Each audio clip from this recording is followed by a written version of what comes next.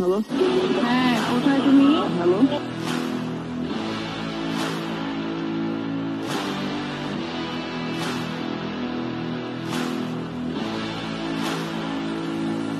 আপনাদের মাঝে আবারও চলে আসলাম আরেকটি সমসাময়িক বিষয় নিয়ে। আপনারা জানেন আমি সাধারণত রাজনৈতিক বিষয় নিয়ে কথা বলি, কিন্তু আজকে একটু রাজনীতির বাইরে কথা বলবো। এটা হলো যে 2-3 দিন যাবৎ একটা বিষয় মিডিয়াতে, সোশ্যাল মিডিয়াতে বেশ তোলপাড়। সেটা হলো যে আপনার মাই টিভির চেয়ারম্যান এবং হলো কন্টেন্ট ক্রিয়েটর তৌহিদ আফ্রিদিকে নিয়ে। আপনারা জানেন যে ফ্যাসিস্টের আমলে তৌহিদ আফ্রিদি এবং মাই টিভি মোটামুটি একটা আলোচনায় ছিল। তৌহিদ আফ্রিদি বিভিন্ন সময় বিভিন্ন রাজনৈতিক নেতৃবর্গ কিংবা হলো যে বিভিন্ন প্রশাসনের ঊর্ধ্বতন কর্মকর্তাদের সাথে বিভিন্ন ধরনের ব্লগ তৈরি করত এবং এগুলা বেশ ফলাভাবে প্রচার করত তার চ্যানেল কিংবা তার ইউটিউব যে প্ল্যাটফর্ম আছে কিংবা ফেসবুক যে পেজ আছে পেজের মাঝে, এবং এটার ফায়দা কিন্তু সে নিত। এবং হলো যে মানে আস্তে আস্তে তো ফলের বিড়াল বেরিয়ে আসছে। আপনারা জানেন যে তৌহিদ আফ্রিদি বিভিন্ন স্ক্যান্ডাল, বিভিন্ন অডিও রেকর্ড, তারপরে হলো বিভিন্ন ধরনের মানে তার যে ফ্রেন্ড সার্কেল ছিল তাদেরকে বিভিন্ন সময় বিভিন্ন ভাবে হেনস্থা করা হতো।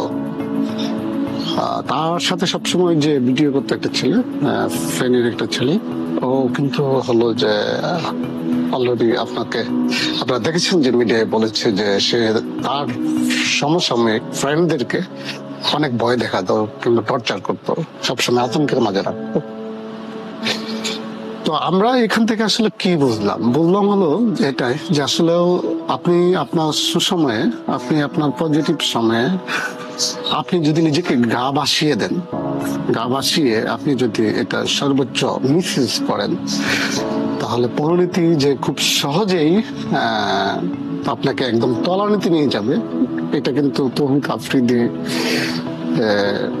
বুঝিয়ে দিয়েছেন। কারণ তৌহিদ আফ্রিদি কিন্তু কোনো পলিটিক্যাল ফিগারও না।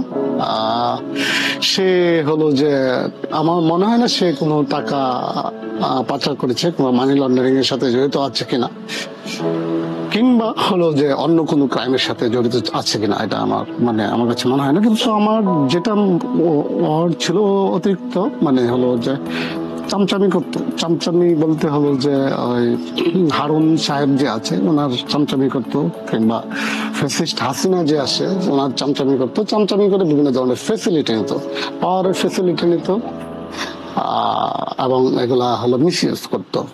যার ফলশ্রুতিতে আপনারা জানেন যে মাই টিভির চেয়ারম্যান তৌহিদ আফ্রিদির বাবা যিনি আছেন উনিও অ্যারেস্ট হয়েছেন। আর হলো যে তৌহিদ আফ্রিদি গত পরশুদিন অ্যারেস্ট হয়েছেন। এই দুজনের নামেই কিন্তু হলো যে যাত্রাবাড়ি যে গণহত্যা চালানো হয়েছে, হত্যা মামলার আসামি দুইজন। আর গণঅভ্যুত্থানের সময় তৌহিদ আফ্রিদি কর্মকাণ্ড কিন্তু বিতর্ক ছিল। কেমন বিতর্ক ছিল? সে হলো আপনার বিভিন্ন ভাবে হলো সোশ্যাল মিডিয়াতে গণহত্যাকারীর পক্ষে বিভিন্ন সময় বিভিন্ন ধরনের এজেন্ডা বাস্তবায়ন করার জন্য কাজ করেছে। এটা বিভিন্ন মিডিয়া কিংবা হলো আমরা সোশ্যাল মিডিয়া দেখতে পাই। এমন একটা উঠতি বয়সের ছেলে, হ্যাঁ, আপনার যার হলো যে একদম জীবনের সবচেয়ে সুন্দর সময়টা, এই সময়টাই সে বিভিন্ন ধরনের ক্রাইমে ইনভলভ হয়ে যায়। ক্ষমতার নেশায় ক্ষমতা এবং টাকা দুইটাই পেয়ে যায়, যার ফলে সে আসলে কাউকে কিছু মনে করে নেই, নিজের মতো করে চলেছে, নিজের মতো করে সবকিছু নিয়ন্ত্রণ করেছে, অনেকটা ক্যাডারের মতো। আসলে এই কথাটা বলার কারণ হলো এটা যে আপনারা জানেন যে আমাদের যে আমরা যারা হলো যে জাতীয়তাবাদী মনা যারা আছি, আমরাও কিন্তু এখন বিভিন্ন সময় বিভিন্ন মানুষের প্রশ্নের সম্মুখীন হই যে আমরাও কি সেই পথে যাচ্ছি কিনা, আমরাও কি আসলে এরকম কিনা, আমরাও কি এভাবে গা ভাসিয়ে দেবো কিনা। মানে আমার মনে হয় আমরা যারা হলো টিনেজ আছি কিংবা যারা নেতা কিংবা হলো ব্যবসায়ী ছেলে পেলে জাতীয়তাবাদী মনা কিংবা নেতার ছেলে, এতদিন বাইরে ছিলেন, এখন আসছেন বাংলাদেশে, নাতস নুতস চেহারা, হ্যাঁ, আপনি নিজেকে পাওয়ারে গা ভাসিয়ে দিবেন না। আর যদি গা ভাসিয়ে দেন তাহলে হবে যে আপনি যেমন চূড়ায় আছেন, আপনি নিমিশেই একদম নিচে চলে যাবেন। আপনার তখন এটা সহ্য হবে না, হ্যাঁ, আপনি তখন হলো যে কাতরাবেন কষ্টে। এই কাতরাটা কিন্তু অনেক কষ্টের। আপনার হলো যে আমাদের অ্যাক্টিং চেয়ারম্যান জনাব তারেক রহমান, উনি কিন্তু বারবার সতর্ক করছেন আমাদেরকে, আপনাদেরকে, সবাইকে সতর্ক করছেন যে সময় আগের চেয়ে এখন কঠিন। আগের চেয়ে যেহেতু এখন কঠিন, আমাদেরকে আরো মানে প্ল্যান করে কাজ করতে হবে।